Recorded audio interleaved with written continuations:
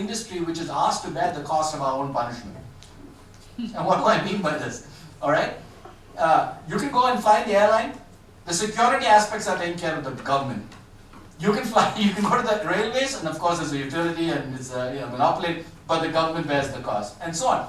Every equivalent industry that has $1 billion plus connection of this scope and scale have a significant burden of compliance and security borne by the government. So here we had a situation where the government prescribed EMF, which is health hazards supposedly from our towers, right? Provided the health hazards, but did nothing to communicate this to the industry. And so when call drops happened, all right, we were faced with the norm of defending the government's safety norms,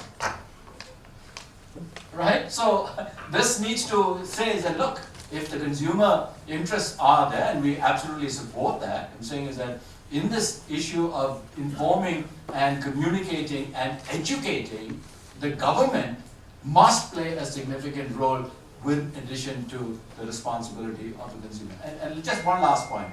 Please understand that when you look at our consumer experience and tariff plans, and you talk about disclosure, in a prepaid environment, 95%, I'll tell you, what drives the marketing is your 30, 60, 90-day packages that are out there.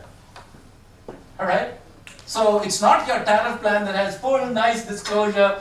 It's the next 30 days, oh, here's a bundle offer, and if I have to every 30 or 60 days begin to start disaggregating and telling folks how it's comparable to every other packages that is out there, we'll have to sit and talk about this, because that's where a big bulk of the pricing, because remember, in a prepaid environment, in what has happened, it may change, the average recharge, 40+% of the average recharge is 10 rupees.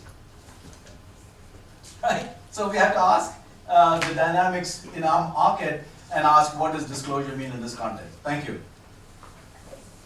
Thank you, Mr. Mathews, as always, for the new interventions. I think just two important points which we take home with, I don't think we really have answers to your questions at this platform right now.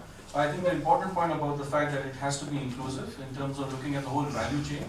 And I think your point is very well noted about the fact that where and who will take on the burden of getting this information. And it just cannot be left to the telcos alone. I think that point is well noted. And I think the second is we also have to have the role of the regulators and the government playing a very critical role in this whole initiative. So I think those are two important points. And I think that's one of the intentions of this initiative is